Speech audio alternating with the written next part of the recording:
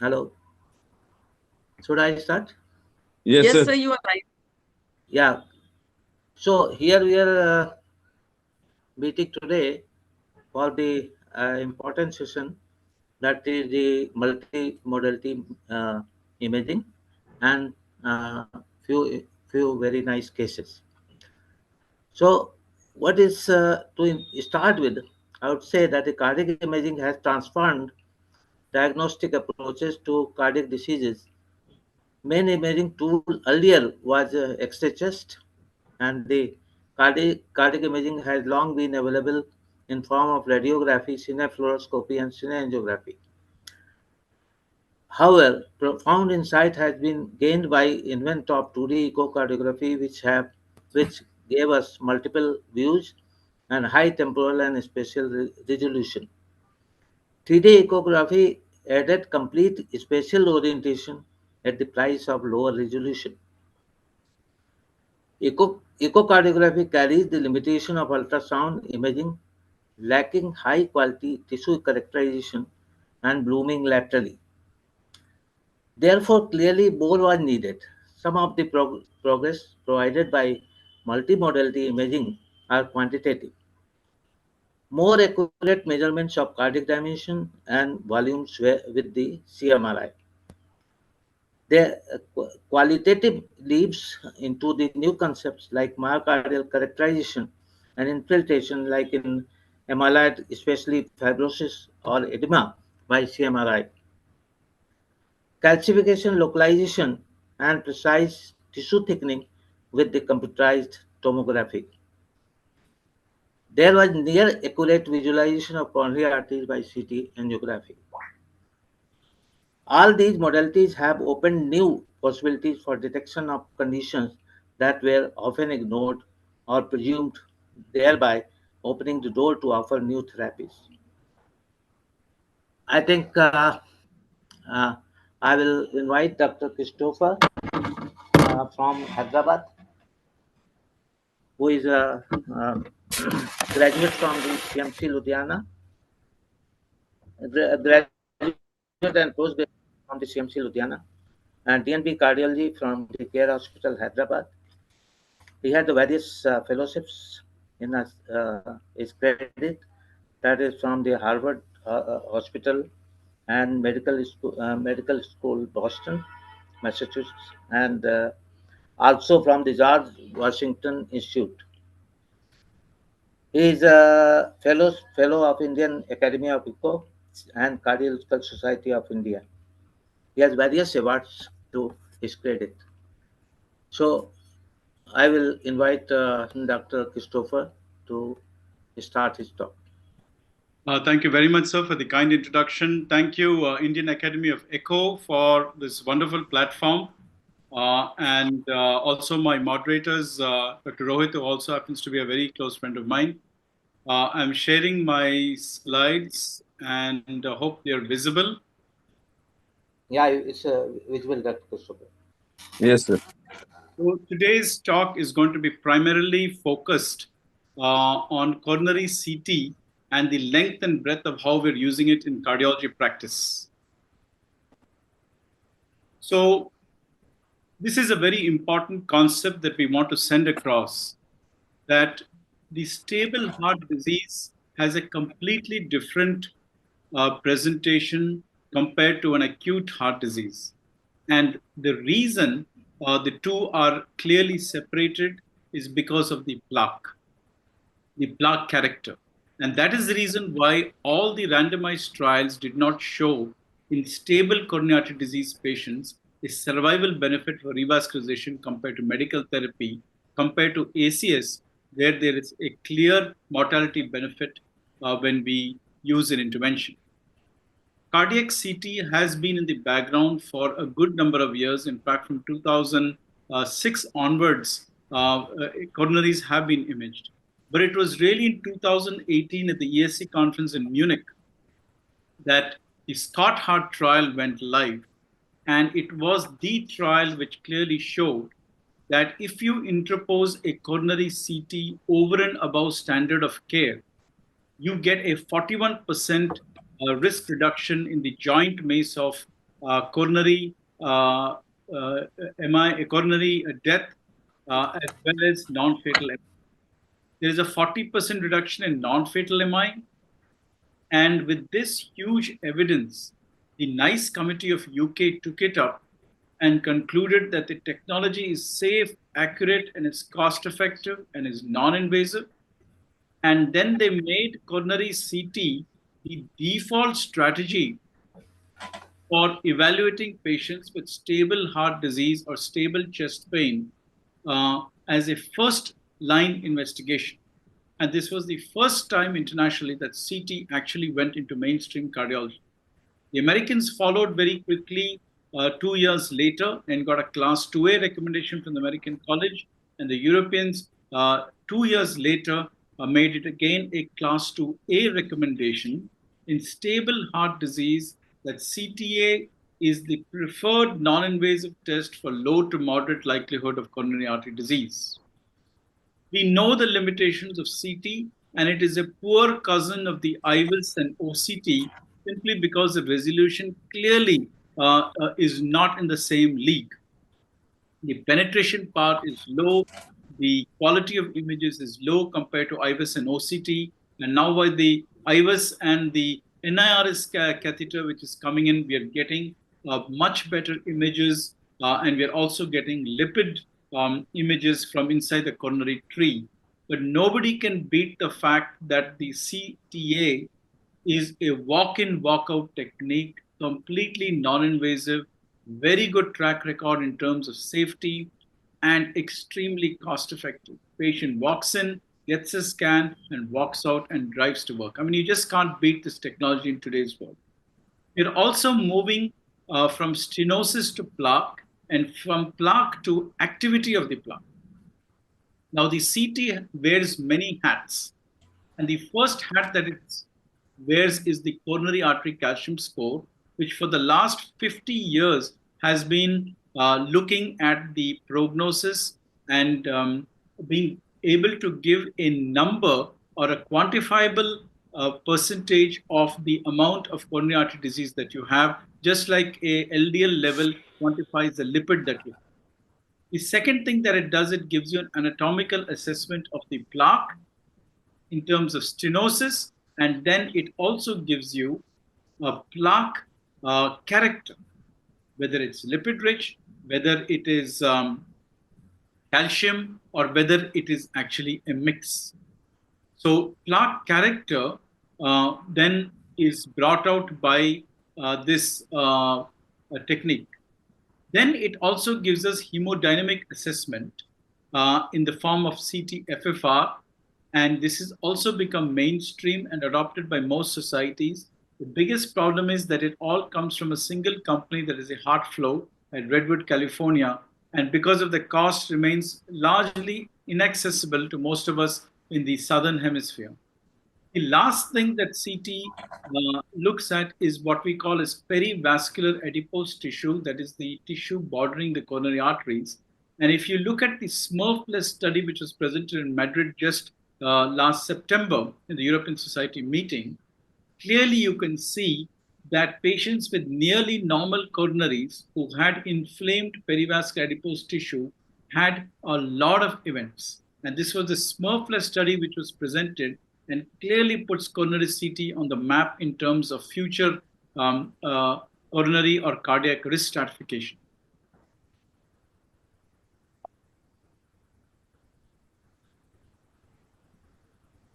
Now, this is what CT can do: calcium scoring, coronary stenosis, stent evaluation, cabbage evaluation, and more importantly, the vulnerable plaque analysis.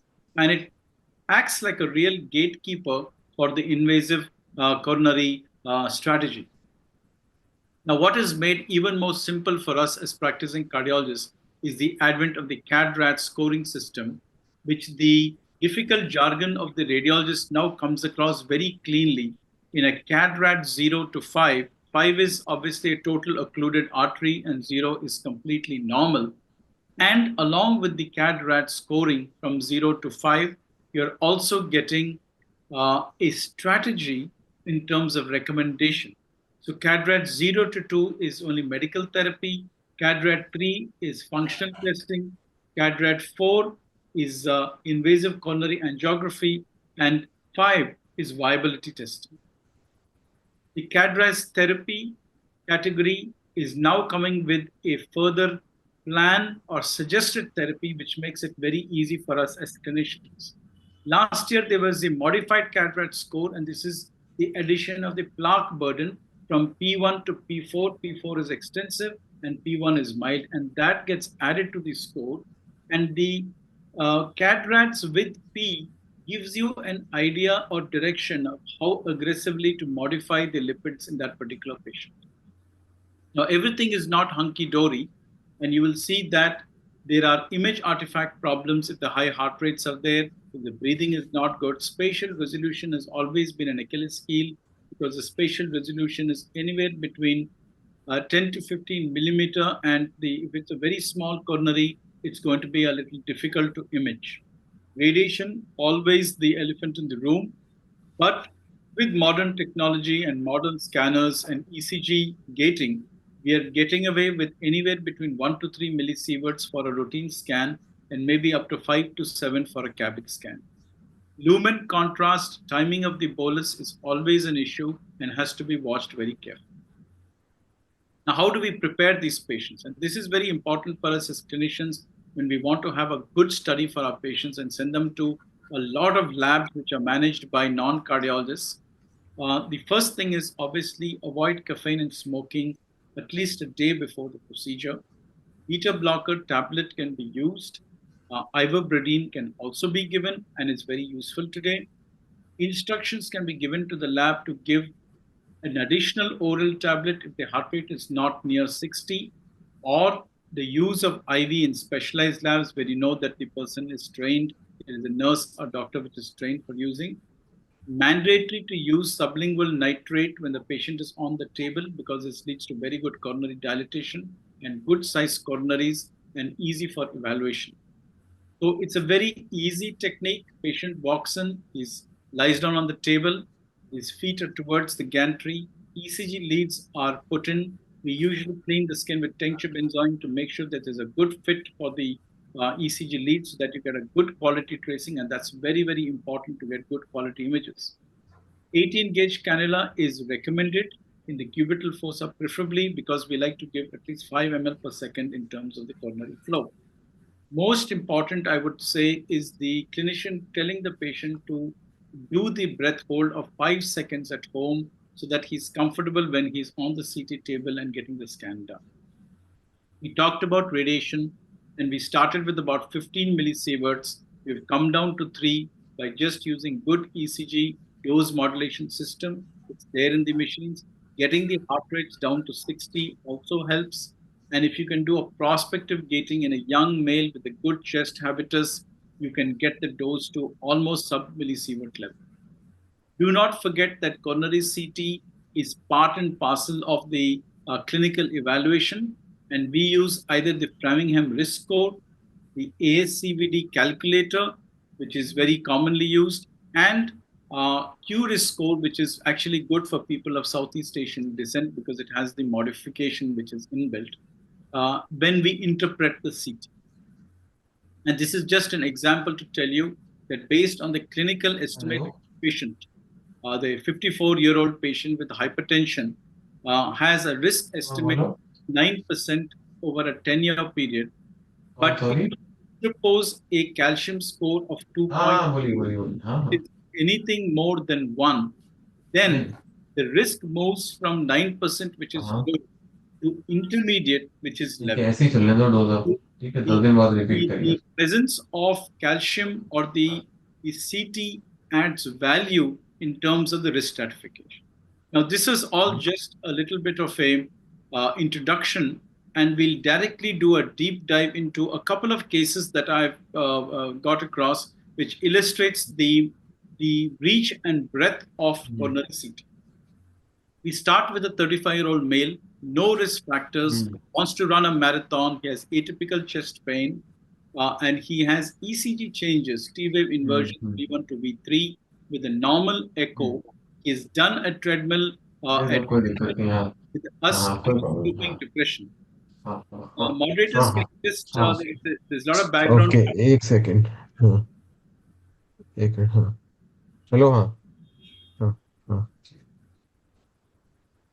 हाँ If there is somebody on telephone, There is other call somebody, or something, yeah, there then is somebody on the telephone. If you can please, please. ठीक है please Yeah, I'm make trying it to. silent mode. I'm telling Manish, yeah. By कोई mistake, I बात think नहीं it's कोई on. बात नहीं कभी कभी हो रहा है, कोई दिक्कत नहीं ठीक है ठीक है Yeah, मैं बाद में बात करता हूँ मैं मीटिंग में हूँ ठीक है okay yeah. Okay So this is the clinical story. We went ahead with the CT. Mute कर ले मनीष, तेरी बहुत This disturbance. this is the VRT tree, sorry and I have the laser pointer. I hope the audience can see that. Yeah, And yeah, you very can good. see that the right coronary artery, this is the right coronary artery, this is the LAD, and that's the left circumflex.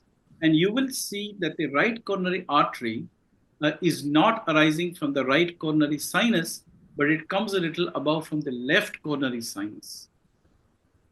And here you will appreciate this even better. The right coronary artery coming from the left sinus and passing in between the aorta and the pulmonary artery. And you can see that passage. And this would be an anomalous origin of the right coronary from the left coronary sinus cusp. And this would be a malignant lesion since it causes a compression between the two great arteries. Now, what is our management plan on this patient? Do we manage this patient with optimal medical therapy? He's a young guy. He wants to do marathon. We want to do a CABG. The traditional thing is to ligate the RCA and put a Rima graft down to the RCA. It's a very common technique. Or do you want to do a translocation of the RCA and re-put the RCA button onto the right coronary cusp? Is a difficult surgery, depends a lot on the length of artery that is available, and only a handful of surgeons really do this. Or would you just want to step back a little and do a stress maybe for this patient and see if there's really truly ischemia? So 10 minutes on the treadmill, and this is the stress maybe. For those of you who are not used to seeing these images, these are the short axis images.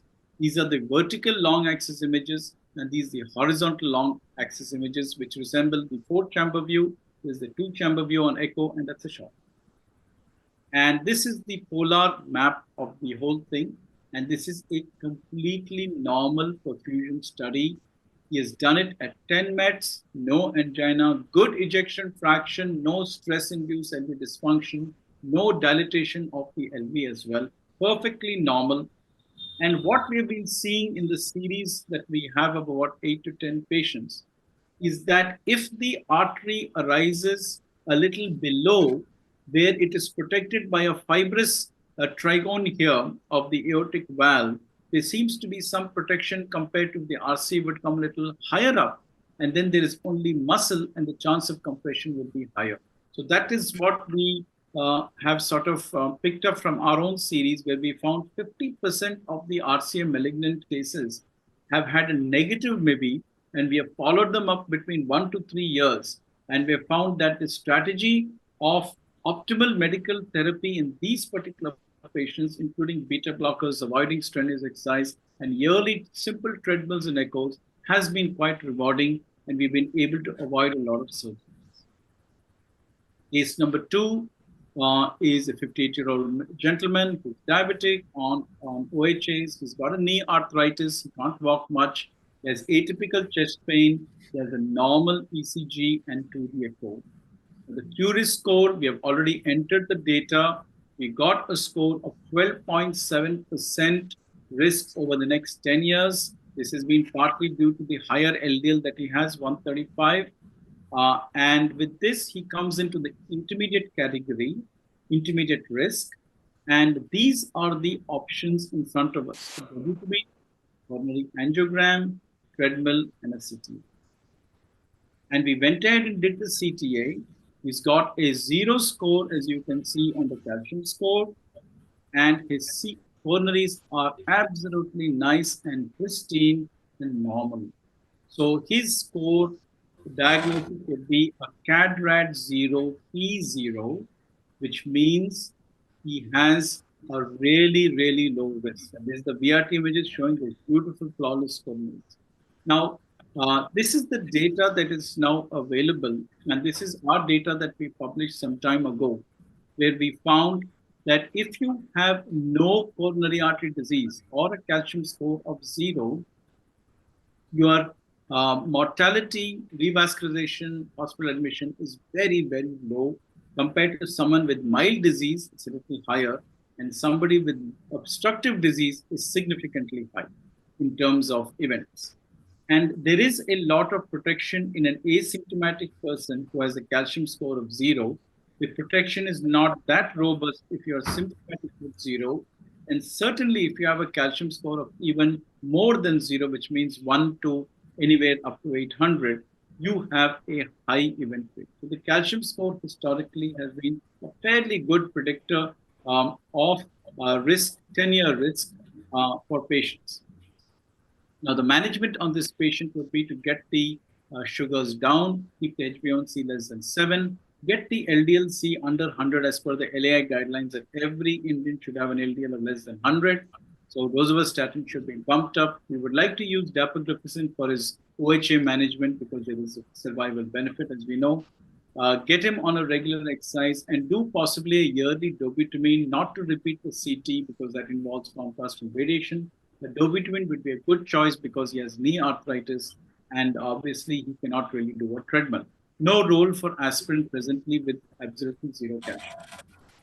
Case 3 is a 45-year-old male. He has risk factors, diabetic, hyperlipidemia, smoker. He's come with atypical chest pain, normal ECG 2D echo. His risk score is 13.5, which is driven primarily by a higher HbA1c and a high LDL.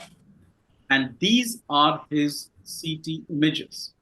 You can see here in the LAD, and I'm showing that with a laser marker, there is a dark area, which is a lipid area with a small spotty calcification here in the LAD. It's the mid LAD after the diagonal.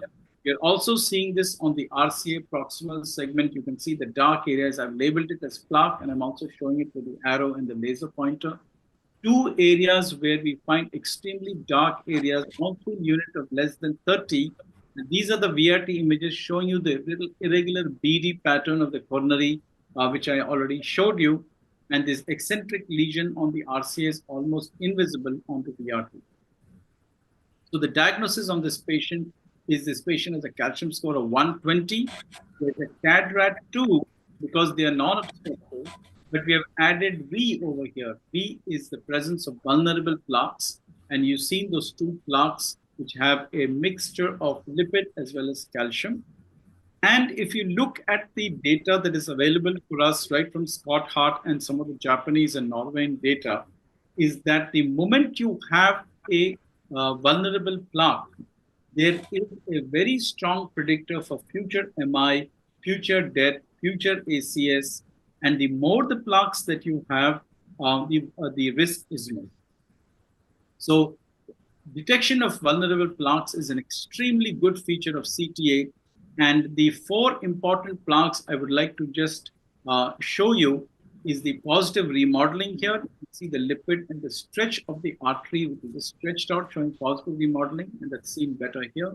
The typical napkin ring sign with the dark area surrounding the lumen, and the white area is obviously an inflamed part. The napkin ring sign is a very important prognostic marker for future ACS. There is positive remodeling here along with spotty calcification, and that's what our patient had, lipid with spotty calcification. And you find a pure lipid plaque over here in this patient who's been stented downstream. So 4 important features. And are these features really important?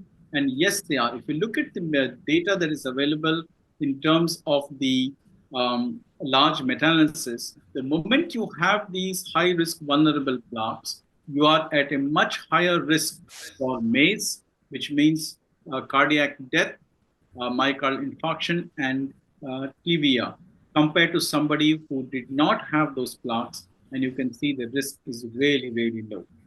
Just give you an estimate. There is a 19% cardiac death when you have the plaque compared to only 3% when you don't have it. Very significant. The more the plaques you have in red, the more your risk is, and the more the MACE events are. And when we talk about the identification of plaque on CT compared to OCT, which is a gold standard, we can see that all the 5 plaques that I showed you are very similar to what you see on OCT, but you just see it much more better in an OCT compared to CT. So the management for this patient, remember, he has absolutely no obstruction. It's all less than 50%. High dose rosuvastatin, we add the non-statins, estimate bempedoic acid, repeat the cholesterol after 4 weeks, which is when the LDL really comes to near normal at the end of 4 weeks, the best control. And if he's not reaching the goal, and in this case, the goal would be less than 75 LDL. For somebody with these vulnerable plaques, we can use evolocumab every 2 weeks or increasing. So yes, we have the tools now to shrink plaques, but we need to see them, and CT is the best way to do it. Case number 4 is a 64-year-old male with risk factors. He's had off and on chest pain, vitals are normal, ECG, some changes, non-specific. Neurology consultation was taken for the vertigo. The MRI brain was normal. He had a high LDL. He had a similar complaint in 2017, a couple of years ago. The CT-CAG nuclear perfusion scans were done. Now, this is his CT. His CT shows in the LAD an eccentric plaque. You can see the same vulnerable signs, the lipids surrounding the spotty calcification. In this particular case, it seems to be more than 50%. The circumflex and OMs are absolutely fine. RCA was also fine. So what do we do in this patient? High dose statin, you want to do bypass, PCI, revas, or do you want to stress measure? This plaque is certainly more than 50%. So we went and did a function test. We did a TMT of 10 minutes. Very nice images, short axis, vertical, and the horizontal long axis images. And that's the polar plot. And you can see the dark area here with the low number. If you can read it, it's 67, which means lower perfusion in the apex and the distal anterior septum compared to the rest image, which is taken about 2 hours later. And here you can see that there is no drop in the ejection and no dilatation, but certainly there is a perfusion defect in the LAD, which would be around 16 to 20%. So in this particular patient with a borderline plaque, which is also vulnerable, which has a positive stress maybe, we would go in for an intervention, PCR to the LAD with all the routine tablets and the drugs, and also, of course, high dose statin. Case number 5 is a 69-year-old lady with risk factors. She's already had an angiogram done. She has 2 vessel disease. She's had a PCI after that. She has moderate LV dysfunction, come again with chest pain and also shortness of breath. So this lady was not keen on getting a angiogram done. She said she would want to just have a look first and then only decide. She's already had the stents, angio, and she didn't want to repeat procedure. So LAD stent, nice and pristine. You can see how good it looks. Downstream LAD is great. The L6 stent, unfortunately, has a diffuse ISR, and you can see the neo-interval proliferation there in between the stent, the dark areas. And what is more important is that there's a 10 to 12 millimeter long non-calcified plaque here, which is basically almost a discontinuation with a further deformation of the vessel downstream, which is really good, which means that there's a totally occluded segment of about 12 to 13 millimeters, and you can hopefully see this more clearly with the laser pointer. And that's the pristine stent on the LAD. You can compare how good the stent is, the LAD compared to L6, and CT is a great technique to look at stents, especially if they are more than 3 millimeters, are in the proximal area, and the sensitivity comes to almost 90 to 92% with a PPV of 72 and negative predictive value, as always good with CT of 97. If you have a stent which has got thick struts, the typical old technology stents, less than 3 mm in diameter, or if you have the stents distally, a CT is not a great tool. Now, we thought of what to be done for this patient. And when we looked at the CT images and we did a delayed CT, which is you wait for 6 minutes and then repeat the CT, we found that there was a kind of a scarring in the left circumflex territory. And Also a thin rim of effusion also in the same area. And as I told you, this lady had heart failure. She had more of breathlessness than angina. And just because we want to confirm it with the CMR, which is a gold standard, we did the CMR for this patient, and we found the thinning of the L6 territory with the thin rim of effusion. And more importantly, on the PSIR images, we see the large white area. I'm showing this with the green arrow and the laser, which means there's a largely transmittal scar in the circ territory, which means that I am not going to do the PCI to L6 because that area is got scarred, and this patient is better served with quadruple therapy, and also in case she has pain, nitrates can be used. We would think of an ICD a little later if the EF does not improve because the scar was approaching 15 to 16%. Case number 6 is a 73-year-old male with risk factors. He's had a prior PCI to RCA, PLVB, angiogram done later, has two vessel disease, tensor patent, had another MI on medical management, and then the angio showed calcific triple vessel disease with ISR and the RCA. He got grafted after that with 3 grafts, and now after that really long little history, he's come with exertional chest pain since 1 week. He's stable with no rest angina. He has an LV dysfunction. He has Q waves in V1 to V4. So CT is a great technique for evaluation of grafts. It takes about 6 seconds to do it, and it's incredibly easy, especially if you don't have the graft reports where you could spend almost 40 minutes in the cath lab searching for those elusive grafts. Now, this is the native LAD. As you can see, there is significant calcification all over and severe stenosis. You can see this big block of calcium in the left main extending into the osteoproximal L6, another lesion downstream. We must remember that since we have the graft history, we don't have a graft to the L6. We have grafts to the RCA and also the OM. And this is obviously the RCA, very diffusely diseased calcified vessel with a completely occluded stent in the distal RCA as well as a PLVB. And this is just to show you a rare case where actually we found a good quality image of the stent in the PLVB, which was actually less than 3 mm, but most often you will not see these great images. Now, this is the Lima. It's nice and pristine. It's feeding the LAD, so no problems with that. We have the SVG to the distal RCA, and I already showed you the image of the PLVB stent, which is nice and pristine. The distal RCA stent is occluded, but the PLVB stent is fine. So you got a good flow there. But unfortunately, for this particular patient, the graft to the circumflex or the OM has been occluded. You can see the stump here. You can see it here. You can see the nice graft to the PDA and the Lima there, and this happens in just 6 seconds. So in this particular patient, we obviously put him on guideline-directed medical therapy with high-dose statin nitrates. Now we're thinking of a revascularization strategy. So we thought with this high-risk kind of a vessel, it's got calcium all the way. We're going to have a calcium debulking strategy that's going to give a lot of cost. So we went ahead and did an adenosine MIB because this patient really, she could not walk. She's elderly.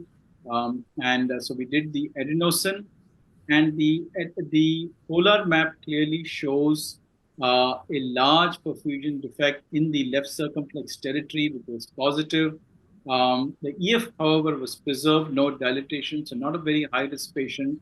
So yes, certainly this patient will benefit with a high-risk PCI or a chip PCI to the LCX. What is also important is we are able to give a lot of information regarding the length, the kind of plaque, 360-degree calcium, the length that the person would have to sort of pass through before you would get to a normal vessel, that's 28 millimeters, the kind of tools he would be requiring to use. All this information is available beforehand, so the family can be pre-warned, finances can be arranged, and the operator should have a fairly comfortable time doing. I think this is the last case, and this is a 65-year-old lady with risk factors. She's had a DVT, she's had CPA, she had a PCI, she has severe PH, recurrent UTI. recent admission with heart failure and not doing really well. She's in fluid overload, multiple issues going on. Echo showed LV dysfunction, and there was some kind of a compression of the LV, not very clear on the echo. And we went ahead and did the CMR. The T1 weighted images show this huge fluid-filled sac here on the literally on the anterolateral aspect of the LV. You can see the cine images where you can see this huge fluid-filled sac compressing the RVOT, as well as the LV is being compressed. And here on the delayed images, you can see the scar here in the septum. There is a pseudo aneurysm here, a dark area with some thrombus, pericardial effusion is there. So a very interesting image. This patient had multiple episodes of heart failure treated elsewhere and finally came to us. We did this MRI and we found the huge fluid-filled sac, as you can see. And you could clearly see that the LV as such is not communicating with this sac because you can see the abnormal septal motion. There's no clear communication between the sac as well as the cavity. And that the scar you can see that's possibly an infarct. Now, big questions happened after this because this lady has had a stent in the past. So we were thinking, is it a pseudoaneurysm? It looked like that. Was there a stent leak? Integrity of the stent not clear. What about the distal vessel patency? There is a scar in the LAD territory, which means there is possibly occlusion of the stent. And how do we deal with it? So we then went from echo, MRI, and we decided we want to do a CT for this patient. And this is the CT scan showing you the long LAD stent with an interruption. I'm assuming there's a fracture. There's an endo leak here from the stent. You can see this from the LAD. You can see the long stent, which I've reconstructed on the VRT image, showing that the stent is the culprit here. And that's the leak. And that's the coronary, which has almost been interrupted, maybe a fracture. Better images, MIP images showing the stent here, the interruption, the occlusion. The distal portion stent severely occluded with neointimal proliferation. That's the fluid coming out. That's the blood which is leaking out. The L6 and RC are unremarkable. You can see the fluid that is coming out. So with this information, we thought that clearly we have a stent that was deployed, which has possibly got fractured. There is an endo leak from the stent. The leakage has now formed a large pseudoaneurysm, which is compressing the LV and causing this kind of a heart failure. So we went ahead and did an engagement with an XB3, and there it was. That's the stent. You can see the interrupted stent. You can see the leakage between the stent. You can see all that contrast going into this big cavity. And this is just another view of the stent here with the interruption. Then we decided, since there was a scar on the MRI, we thought there is no use for doing a re-stent or covered stent. There was simply no place, very tortuous with the interruption. So we went ahead with coils because LAD territory was already occluded, infarcted. We went ahead with coils and we occluded this stent. Just to show you the picture before. We also looked, we did a CT after we did the coils, and we saw this huge cavity which was there very anteriorly on top of the LV. We did all the measurements so that we could percutaneously now drain this cavity, since we have now stopped the leak from the coronary, that the pseudoaneurysm was now isolated. So we went ahead and did a percutaneous procedure from the chest, and we did a percutaneous aspiration of the hematoma. This was done in the CT ICU after getting all the measurements from CT, because the surgeons were just not willing to go in and do a surgical excision of the pseudoaneurysm. It was too risky. They felt the patient had LV dysfunction and PAH. This patient did well. We got all the markings from CT, as you can see, the chest wall, the depth of which to go with the catheter. We're seeing the depth here. We're seeing the large pseudoaneurysm over here. We got all the measurements. So we went in with a needle, aspirated, and got almost 450 to 500 ml of blood, clotted blood. And this patient did well. She was discharged on the 7th day and came for a first follow-up about a month ago, and significantly decreased PAH and also decreased heart failure. I will stop here and I'll be happy to take questions. Thank you. Thank you, Dr. Christopher, for taking the whole journey of CT coronary angio from the normal coronary, normal calcium score to the stent complications and hematoma and all that, covering almost all the aspect of the CT coronary angiogram. I think uh, I will pass on to Dr. Rohit Tandon to welcome the other speaker and carry on. Thank you, Dr. John, for an excellent presentation and almost a new way of seeing at the patients through CT angio. Now, I'll quickly ask Dr. Vinay Sharma, who is our speaker from uh, Delhi, and to present an interesting case. Dr. Vinay Sharma, are you there, please?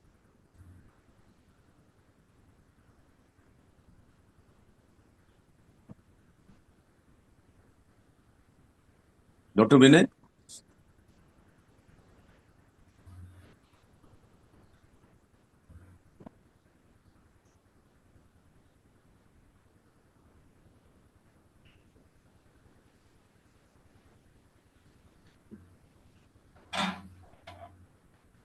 Dr. Vinay, you need to unmute yourself. Can you hear me now? Yeah, Yes, we sir. can hear you. Can you see me now? No, we can't Because see you, and you need to share your slides. No, I cannot start my video because it has been disabled by the host. Just try sharing it. We've not disabled you. Simi, I am sharing it, but I cannot do it because Were you from a different computer, from the same computer? no, I am from the same computer, same place, but I cannot. Now it started. Now it has started. Yeah. It is there. Okay. Yes, it has started. We can see. Yeah. Put it on slideshow mode. Yeah. Great. You can start. I can. Yeah. Can you see it now? Yeah, Yes, sir. slides are very well visible. Yeah, but So- you are not. So a very good evening, and can you see my slides? Yeah, your slides are very well visible. Okay. You can go. Yeah. Vinay. So I'll be discussing a case which is very, I mean, unusual, and it highlights the importance of multimodality imaging in, I mean, whenever you are dealing with a case of intracardiac masses. So I still cannot play it.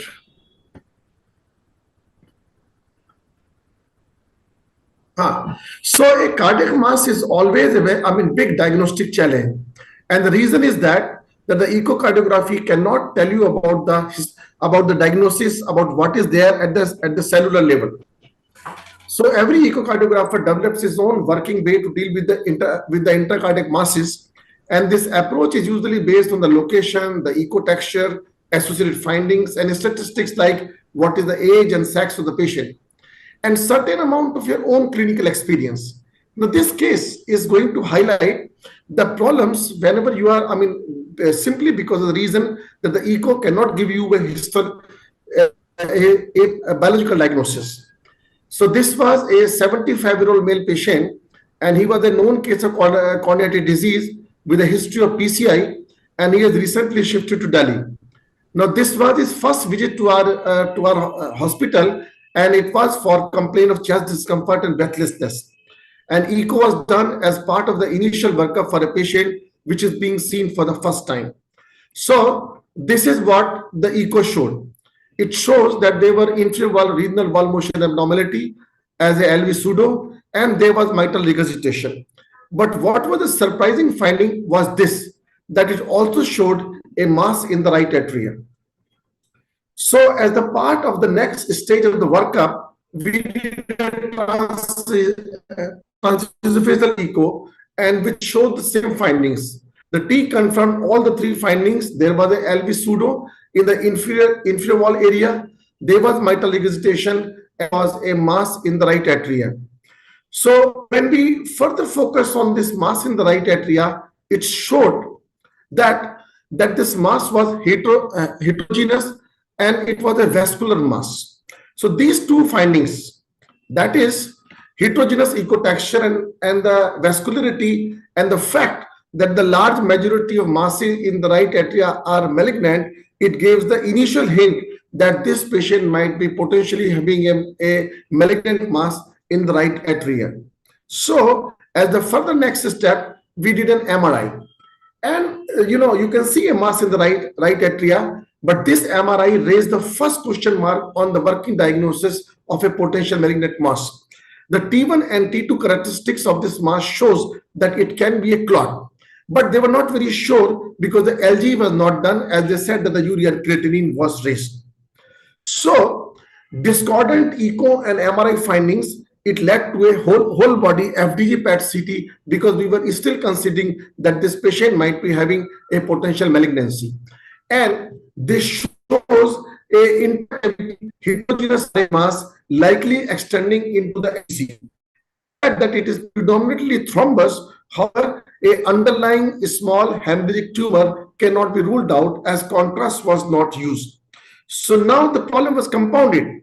FDG PET has led to another layer of confusion. Instead of telling us that whether it's a clot or whether it is a mass, it suggested both of them. So it was time to go back to the T, and we reviewed the T images.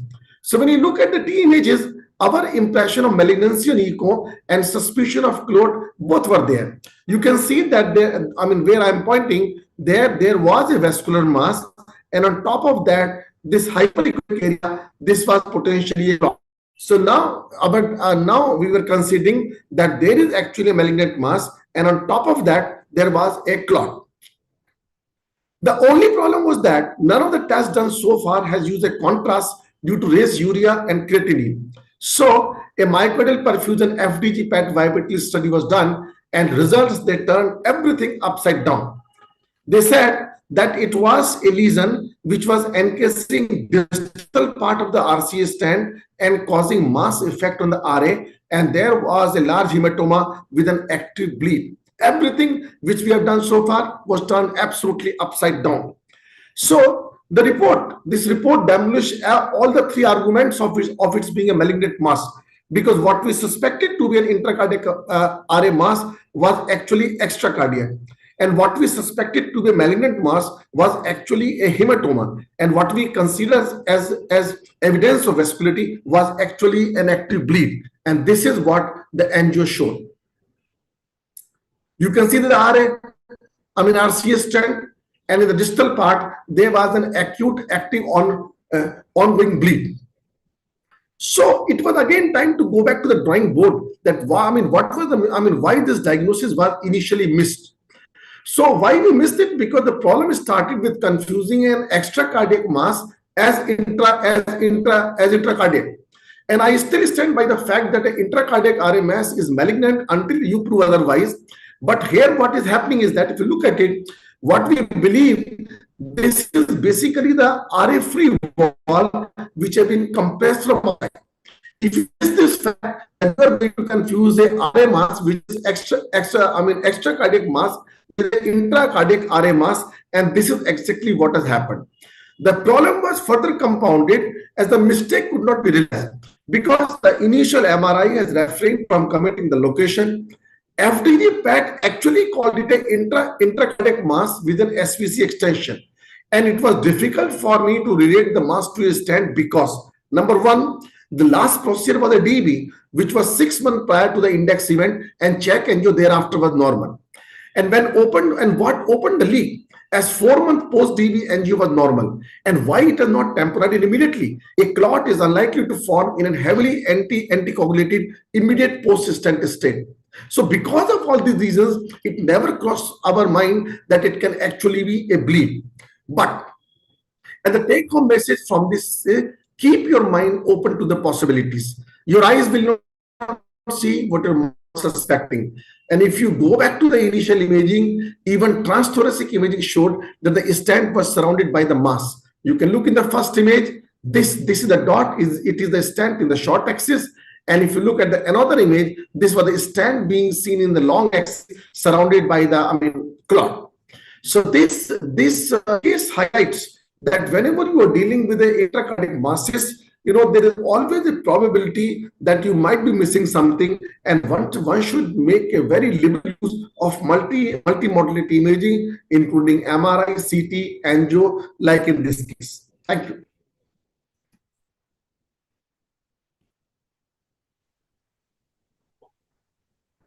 So quite a wonderful presentation. It is indeed a very learning case for all of us, that we should not jump into conclusion for a tumor directly in the right atrium. We should see properly the history, the chronicity of the things, and of course, the importance of measuring intra versus extra cardiac state of the mass.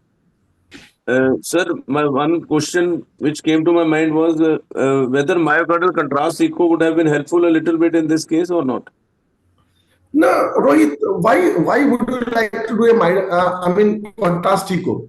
Because our concern was that the echo texture of the mass. A mass in the left atria, it is usually benign mass or a clot until you prove otherwise. While a mass in the right atria, even if it seems to be arising from the septum, even if it is looking benign, you always consider till you prove, till you prove the other way. And this case, heterogeneous mass with a very variable texture, with evidence of vascularity, we were almost sure that this is a malignant mass. The problem was that an extracardiac mass was confused with the intracardiac mass even on transesophageal echo, because the mind is biased. The prime aim of presenting this case, that approach a case with a very open mind. You should be open to the possibilities, like in this case. Absolutely correct, sir. Agreed. Thank you so much. And I request Dr. Ashok Omar that if further questions for Dr. John Christopher are there, Dr. Simi can address the issue. Thank you, everyone. The cases have been really wonderful and mind-boggling. And there are two questions in the chat box, which are basically procedure-driven for Dr. Joanne. Is there any cutoff blood pressure to do a CT angio, as beta blocker is used for preparation? So would you like to answer that? It's a very basic thing on the procedural part. Yeah, not really. A stable patient, we always talk in heart failure terms also, they have to be symptomatic hypotension. Obviously, anything below 100, we are very cautious. As a cardiologist with about 20,000 CTs, which I have done, we have not had a single mortality. Is just because that we are so good with blood pressure taking, we're so good with making sure our patients are comfortable. I think, but it's very important, since most of the studies would be done in non-hospital or hospital areas where the radiologists are more in number. I think it's a prerogative that when we send our patients, we have to make sure that they are stable. We have to make sure that the beta blocker prescription is very clear, written, how much you need to give, how much you should not exceed. Ivermectin is a great drug now, which does the job very well without the hemodynamic problems. So we are preferring ivermectin. We tell the referral physicians to please use ivermectin. We use a lot of intravenous beta blockade on the table, because many of our patients just walk in from the outpatients. They're not patients who have taken an appointment. We've had some very good success. We're very careful. We give up to 10 milligrams of beta blocker. We take a blood pressure prior. If there's any doubt about the hemodynamic situation, we either will not do the scan or just give 1 to 2 milligrams of beta blocker or the IV metoprolol, and that should be more than sufficient. But I think as the referral physicians are duty, before we send these patients, have a written order in terms of beta blocker that will keep our patients well. Another question is again a basic one. Post PCI, is it mandatory to do a CT angio for follow-up, or only to be done in patients who who have symptoms of angina? So we really don't do it in all post PCI patients. So it depends upon the. Would you like to take that? Yeah, certainly CT is not a tool to just screen every post-cabbage or post-PTCA patient. But in a patient who has a chest pain, which is a little atypical, classical angina that we all know, which is on exertion and decrease at rest, CT is just another good tool to just look at those patients. And if you have a good CT picture like which I showed you, everybody is sort of best assured in terms of what the chest pain is coming from. Someone with a classical angina has to go to the cath lab. Generally, we are looking at PDCA patients with either a stress maybe or a simple treadmill, or maybe would like to do the vitamin within the CT for those patients. But just because if it is a proximal stent, left main stent, atypical pain, not sure, CT is a great technique simply because it's a walk-in, walk-out technique, and you got to look at that stent very well with the current modern technique. It's certainly not to be used for it. How often in your center you are doing functional imaging with CT angio? Is it quite common? Because normally So most of them are just evaluating it anatomically. So is functional imaging also gaining reputation? yes, so functional imaging in terms of maybe we do routinely, we've been doing it for the last decade. So anybody with a borderline CT, we will just take them to the nuclear lab and either do adenosine or excise them depending on what the issue is. However, we are now moving into CT FFR territory, and we have a new system from United Imaging, which is a new kid on the block in terms of what Philips and Siemens were. So United Imaging has a very nice system. Nobody is allowed to publicly push their software because, as I said before, HeartFlow has a anaconda grip technology, and it has all or almost all the patents are with them. So even Siemens and other giants are very careful to promote FFR CT. We know that HeartFlow is very expensive for our patients. It's 50,000. Recently, I got a mail saying that as an Indian, I can't even access the CTFS, so the HeartFlow, because of one of the new Trump edicts. So we are now trying to develop some homegrown strategies. And I feel that with the kind of AI expertise we have in our country, we should be pretty successful by the year end. Yeah, Christopher, can you hear me? Yes, Yes, sir, sir. we Loud and can. clear. I just wanted to know if if at all you're Give me doing my with the, video. Can you unfreeze it? It is blocked. hello, Yeah, hello. Vinay, Vinay, it's not from our side. Okay. Uh, Dr. Look, Omar is answering. Yeah, please. Okay. the atrial fibrillation. Are you using this CT angio in atrial fibrillation?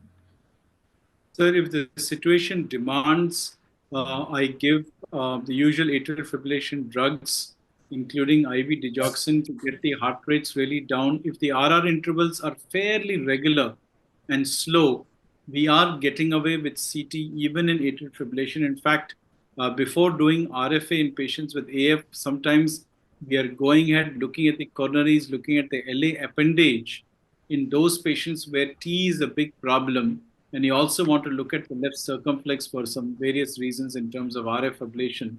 So we are doing, and also we were doing atrial maps for the atrial fibrillation ablation procedures. So we get the atrial map, and that map is superimposed on the cath lab or on the RF ablation suite. And we are getting the LA appendage, we're getting the atrial map, we're getting the coronary. So we're getting a lot of information. So these patients need to have meticulous heart rate control. Even if the RR is little irregular, we are getting away. But certainly, this is not something I would like to propagate for a new entrant or as a mainstream indication. Atrial fibrillation, as such, is a relative indication for CT. But just because we have a decade of experience with CT, we go ahead again with atrial fibrillation, especially for pre-procedure cases.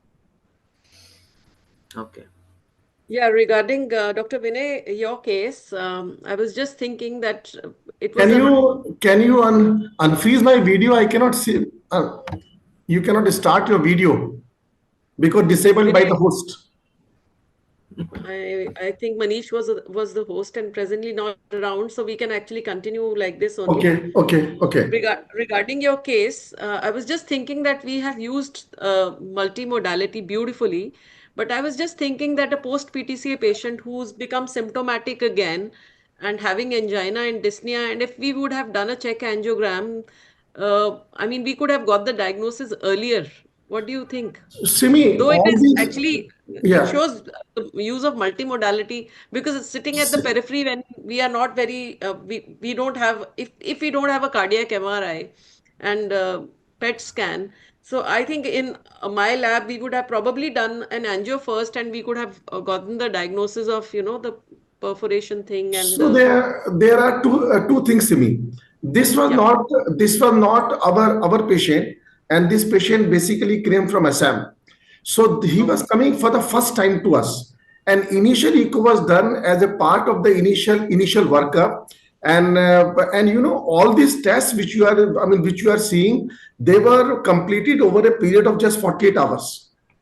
So we never missed. I mean, it was not that you know about the escorts. We have both worked there. So it took us hardly 24 hours to do everything. So the initial eco, then T, and then everything. This came so quickly. But your point is very well taken. That but the mass.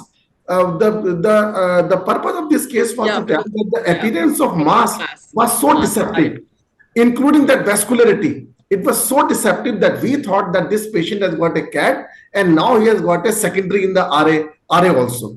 It was only, only after spending say 24 hours in the test, we came to know what it is. And ultimately, this patient, they had to do the coiling of the stent. They could not cover it. That's it. Perfect. Yeah. Yeah, thank you. We've all had a wonderful session, and we are coming to the end of the session. Our time is up. So I think we can all leave. Any final comments, Omar sir, you want to give?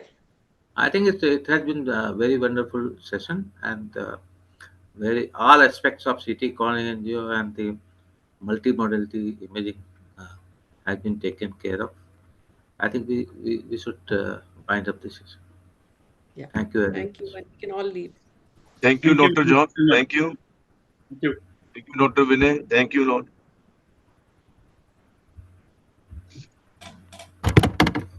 Yeah.